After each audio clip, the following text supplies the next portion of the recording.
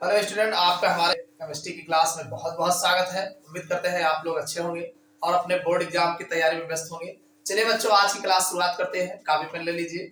और आज की क्लास में हम जो है, आप लोग जो बहुत भागते हो रिएक्शन से, चलिए आज हम जो है क्या होता है जब अल्कोहल, फिनाल और ईथर के चैप्टर के जो मोस्ट इंपॉर्टेंट क्या होता है जब में पूछा जाता है, ऐसे अभिक्रियाओं को हम आज देखने वाले हैं। तो आप लोग वीडियो के अंत तक बने रहिएगा। जितने भी रिएक्शन बताएंगे ये आपको भी तैयार हो जाएगा, दोबारा देखने की आवश्यकता शायद ना ही पड़े। चलिए देख लेते हैं। सबसे पहला हमने जो क्या होता है जब लिया है, सबसे पहला क्या होता है जब में ये कहा गया है कि एथिल अल्कोहल सात H2SO4 की उपस्थिति में एसिटिक अम्ल के साथ बनाता है। यानी क्या बनाता है यही आपको बताना है। तो देखो इसमें क्या होता है जब में कुछ नहीं है, बस केवल जो बातें आपसे कह रहा है उसी बातों को फॉलो करना है। बाकी अलग से आपको ज्यादा कुछ सोचने की जरूरत नहीं है। बस ये देखना है कि क्या कह रहा है, क्या मुझसे मांग रहा है। अगर ये चीज आप समझ गए तो आराम से बना ले जाओगे। जैसे इसमें ये कह रहा है कि एथिल अल्कोहल सात H2SO4 की उपस्थिति में, मतलब एथिल अल्कोहल अपक्रिया कर रहा है किसकी उपस्थिति में, सात H2SO4 की उपस्थिति में एसिटिक अम्ल के साथ तो बनाता है। अब एसिटिक अम्ल के साथ अपक्रिया कर रहा है तो क्या बना रहा है यही आपसे पूछ रहा है। तो देखो भाई, एथिल अल्कोहल का फार्मूला आपको याद होगा। एथिल अल्कोहल का फार्मूला होता है C2H5OH, ये तो आपको ठीक से पता है। और प्लस एसिटिक अम्ल के साथ अपक्रिया कर रहा है। एसिटिक अम्ल का फार्मूला है CH3COOH। और एक चीज किसकी उपस्थिति में कर रहा है, उपस्थिति में कर रहा है सांद्र H2SO4, सांद्र H2SO4।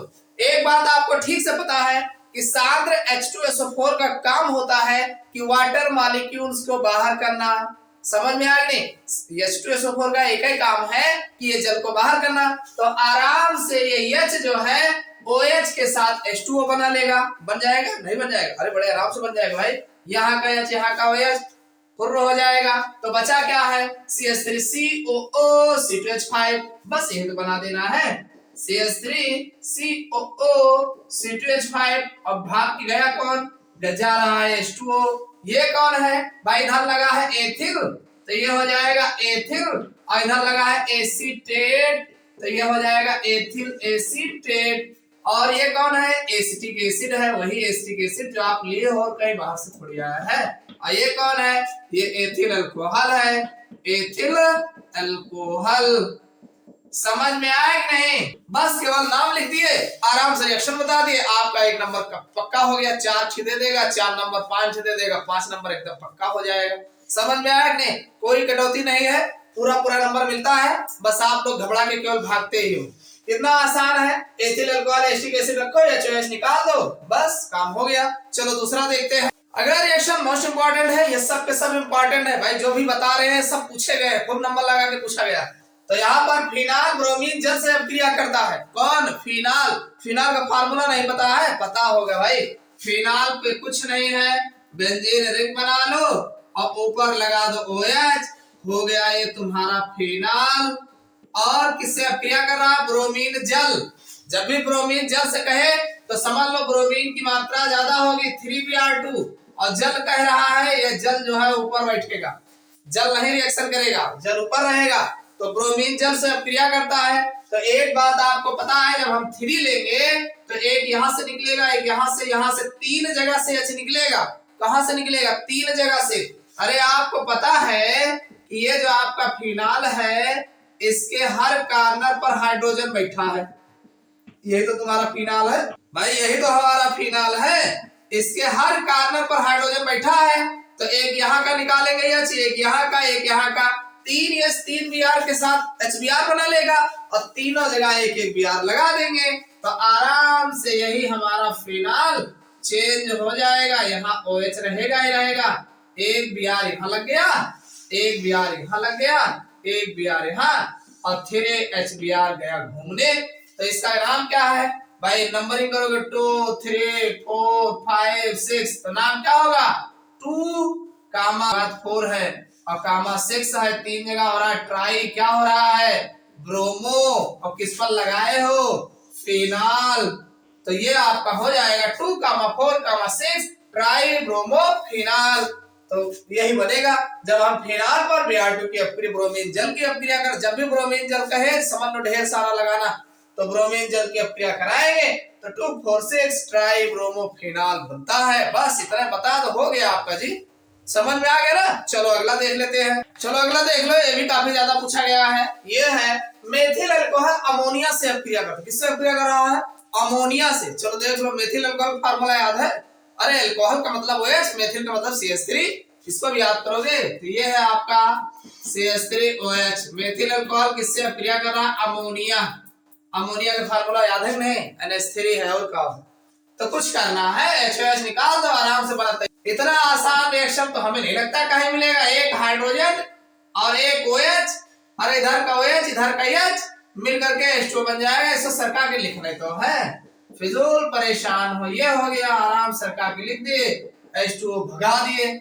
ये एमीन है, ये मेथिल है, तो क्या बन गया? Methyl amine. Methyl amine, methyl amine बनेगा। और क्या बनेगा? ये अमोनिया है। क्या है ये? अमोनिया। और ये कौन है? Methyl alcohol. कौन अल्कोहल? अरे एक कार्बन है तो मेथिल अल्कोहल नहीं होगा, और OH अल्कोहलिक ग्रुप है। तो बस कुछ करना है, मेथिल अल्कोहल अमोनिया के साथ अपक्रिया करता है, मेथिल एमीन बनाता है। इतना आसान रिएक्शन तो इस चैप्टर का है ही नहीं कोई। समझ में आ गया? कुछ याद करना है इसमें? कुछ नहीं याद करना है, HOH निकालना है बस। समझ में आ गया? चलो अगला देख लेते हैं। चलो अगला रिएक्शन देख लेते हैं, मोस्ट इंपॉर्टेंट है, बहुत पूछा जाता है। क्या है ये?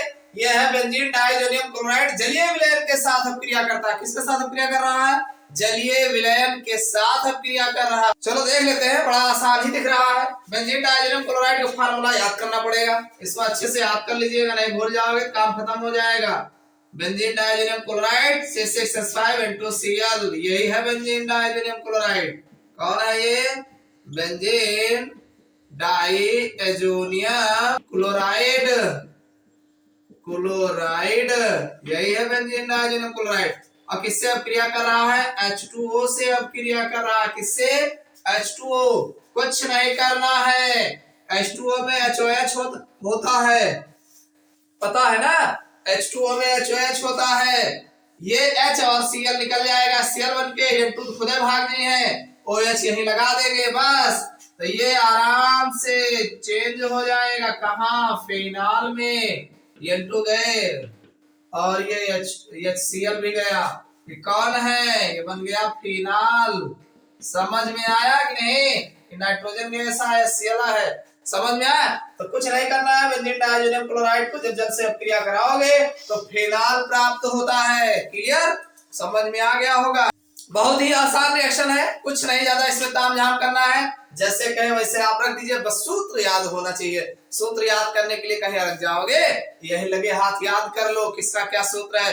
देखो भाई, जैसे मैथ में आप बार बार जो है प्रैक्टिस करते रहते हो तो फार्मूले जो है याद रहते हैं, सेम उसी टाइप का यहाँ पर भी है। बार बार आप चैप्टर वाइज अगर आप प्रैक्टिस करते हो कि अल्कोहल कौन है, फिनाल कौन है, ईथर कौन है, तो आप जब नाम पता रहेगा तो आराम से बना ले जाओगे। नाम नहीं पता रहेगा तो उसी में कंफ्यूजन में पड़े रहोगे। तो कुछ मत करो, चैप्टर वाइज जैसे अल्कोहल कौन होते हैं, ईथर कौन से है, फिनाल कौन से है, बस सूत्र जाने रहो। उसके बाद उसमें कौन कौन आता है एक दो लोग और जान लो, आराम से रिएक्शन बन जाएगा तुम्हारा। ठीक, चलो अगला देख लेते हैं। चलिए अगला रिएक्शन देख लेते हैं, काफी ज्यादा पूछा गया है। यह है फिनाल एसिटिल क्लोराइड के साथ पिरिडीन की उपस्थिति में अपक्रिया करते हैं। यानी फिनाल जो होता है वो एसिटिल क्लोराइड के साथ अपक्रिया करता है। किसकी उपस्थिति में? पिरिडीन। पिरिडीन के कोनो मतलब नहीं लिखे है बस। तो फिनाल, पहली बात तो फिनाल का फार्मूला याद हो चाहिए।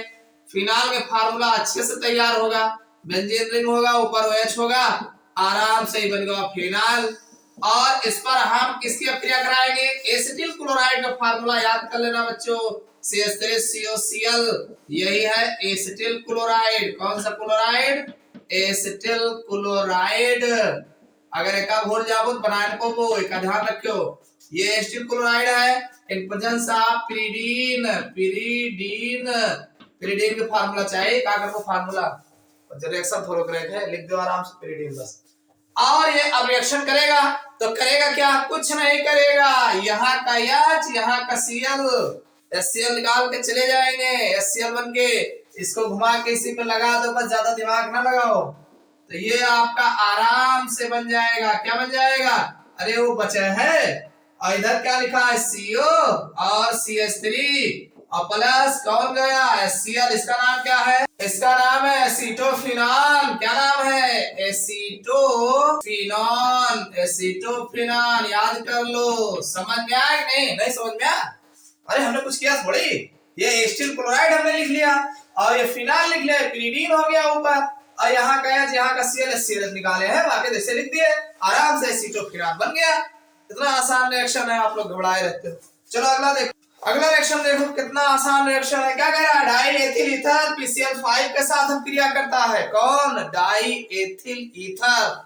डाई एथिल ईथर का फार्मूला याद है, नहीं याद है? अरे डाई एथिल मतलब दो एथिल, ईथर मतलब बीच में ग्रुप। कौन ग्रुप, ईथर ग्रुप नहीं जानते हो, ऑक्सीजन बीच में अकेला रहे। चलो देखते हैं die ethyl ether. Die ethyl ether का फार्मूला होता है डाई एथिल, एथिल का मतलब बस C2H5 और ईथर का मतलब बीच में O। लो बना तैयार है, फिजूल परेशान हो। ये है डाई एथिल ईथर, यही है डाई एथिल ईथर, ठीक। इस पर PCl5 की क्रिया कराया जा रहा है, किसकी, PCl5। एक चीज जानते हो, PCl5 हमेशा POCl3 बनाता है। क्या बनाता है, POCl3, POCl3 मतलब दुई Cl यहाँ से निकालेगा, इस ऑक्सीजन को ले जाके रख दिया जाएगा। तो दुई Cl कहाँ गई हैं, दुई Cl एक दिन इनसे मिलने हैं, एक दिन इनसे मिलने हैं, और कहाँ गई हैं, तो ये आपका C2H5 रहेगा ही रहेगा। Cl लग गया, देखो दो जने रहे और आगे लगाया दिया Cl, हो गया दो Cl। अब प्लस और ये POCl3, POCl3 कौन है, ये फास्फोरिल क्लोराइड है भाई, फास्फोरिल, नाम याद कर लो, फास्फोरिल क्लोराइड, क्लोराइड, फास्फोरिल क्लोराइड। और ये कौन है, ये तो है एथिल क्लोराइड, एक भूल जाओ, एथिल क्लोराइड। आपने हाइलो एल्केन बनाने की विधि पढ़ा होगा, तो इसको याद कर लो, वहां भी काम कर जाएगा। ये कौन है, एथिल क्लोराइड है, एक प्रकार का हाइलो एल्केन तो है। हाइलो एल्केन बनाने की विधि पूछे डर से इसी को लिख दो, काम हो जाएगा।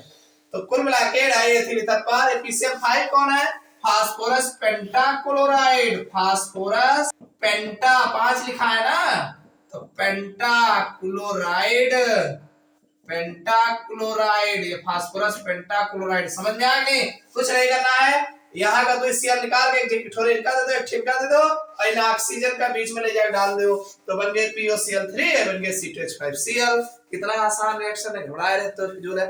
चलो अगला देखते हैं, चलो अगला रिएक्शन देख लो, बहुत इंपॉर्टेंट है, ये भी खूब पूछा जाता है। क्या, एथिल अल्कोहल को लाल फास्फोरस की उपस्थिति में HI के साथ गर्म किया जाता है। किसके साथ, HI के साथ गर्म किया जाता है। कब, लाल फास्फोरस की उपस्थिति में। एक बात ध्यान रखना, जब भी लाल फास्फोरस की उपस्थिति में HI को गर्म करते हैं तो I2 बनता है और हाइड्रोजन निकल के जाता है, तो कहाँ जाएगा, एथिल अल्कोहल अब जाएगा, कि जिससे रिएक्शन कराओगे उस पे लगेगा, और कहाँ लगेगा। तो ये आपका एथिल अल्कोहल, पहले एथिल अल्कोहल का फार्मूला लिख लो, याद है C2H5OH, यही आ रही है। और इस पर आप HI की क्रिया करा रहे हो, कहाँ से आए हो, किसके उपस्थिति में कर रहा है, रेड F, लाल फास्फोरस।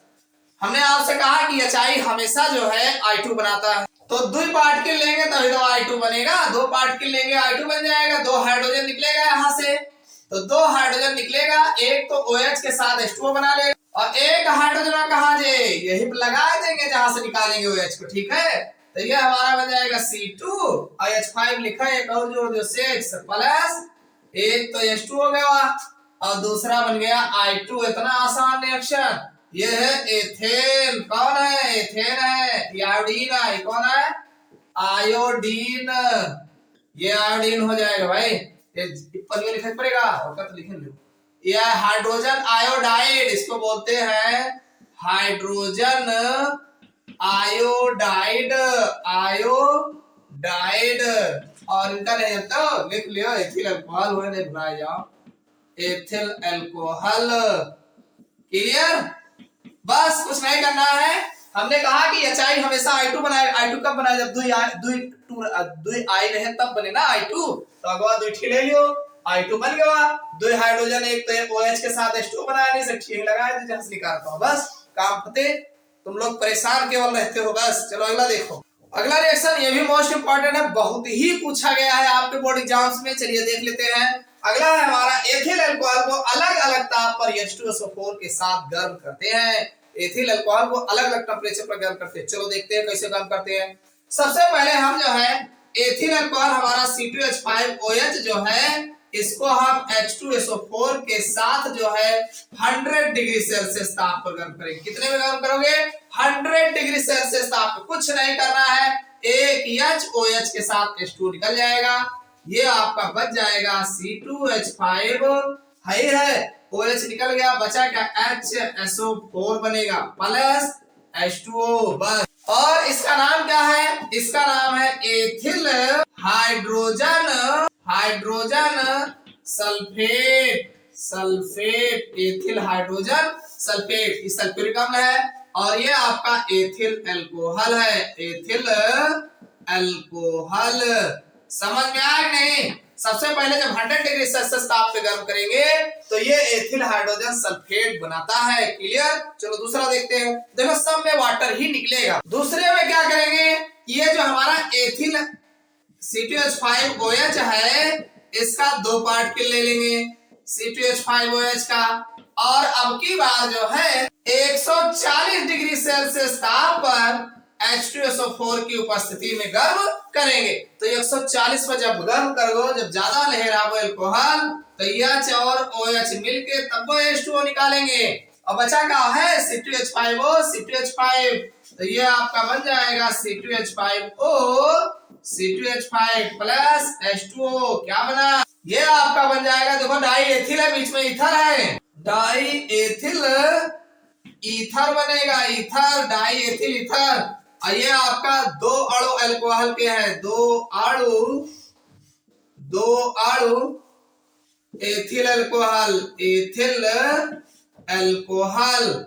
समझ में आया कि नहीं? और एक और देख लो, अगले में क्या है कि जो हमारा C2H5OH होगा इसको हम जो है सांद्र H2SO4 की उपस्थिति में इतना 160 से 170 डिग्री सेल्सियस, या आप कह सकते हैं 170 से 180 कर लो, 160 से चाहे 170 कर लो, इतने पर जब आप गर्म करते हो तो कुछ नहीं होगा। इस अल्कोहल को आप ऐसे लिख लो, कैसे? CH3CH2। ध्यान सुनना, ये यहाँ का OH यहाँ के H के साथ H2O बना लेगा, तो यहाँ बीच में डबल बॉन्ड लग जाएगा, तो बच जाएगा CH2 डबल बॉन्ड CH2 और प्लस H2O। ये कौन है? एथीन है, एथीन इन डबल बॉन्ड लगा है ना, जिसे एथिलीन बोलते हैं। ये तो वही है भाई, एथिल अल्कोहल, एथिल अल्कोहल। समझ में आया नहीं? तो ये अलग अलग टेम्परेचर पर अल्कोहल की अभिक्रिया है। जब आप अल्कोहल को H2SO4 के साथ 100 डिग्री सेल्सियस ताप पे गर्म करोगे तब आपका एथिल हाइड्रोजन सल्फेट बनेगा, निकलेगा वो देखो सब में H2O निकला है, कुछ निकला नहीं। और दूसरा ये प्रोसेस है कि जब आप 140 डिग्री 120 से 140 डिग्री सेल्सियस ताप पे गर्म करोगे तो ईथर बनता है, डाई एथिल ईथर बन जाएगा, अल्कोहल के 2 पार्टिकल रहेगा। और तीसरी कंडीशन है जब 160 से 70 या 170 से 80 डिग्री सेल्सियस गर्म करोगे तो कुछ नहीं होगा, यही मां से अल्कोहल मां से निकल जाए तो एथीन बनता है, एथिलीन। समझ में आया नहीं? ये H2O निकला है, एथिलीन बन गया। तो मोस्ट इंपोर्टेंट रिएक्शन है, आपके बोर्ड एग्जाम्स में बहुत पूछे गए। तो उम्मीद करता हूँ सारे रिएक्शन समझ में आ गए होंगे। बस इस लेसन में ऐसे ही पूछे जाते हैं, यही सब पूछे जाते हैं और कहीं बाहर से नहीं आता है। समझ में आ गया? तो समझ में आओ, वीडियो को लाइक कर देना और अपने यार दोस्तों के साथ शेयर करिएगा। चैनल को नए हो सब्सक्राइब कर लेना, और अगर आप नए हो और बोर्ड एग्जाम्स की तैयारी यूपी बोर्ड का करना चाहते हो तो हमारे चैनल पर ऑलरेडी सारे वीडियोस उपलब्ध है, चैप्टर वाइज प्लेलिस्ट उपलब्ध है, आप आराम से अपनी बोर्ड एग्जाम्स की तैयारी कर सकते हैं। फिर मिलते हैं अगले क्लास में।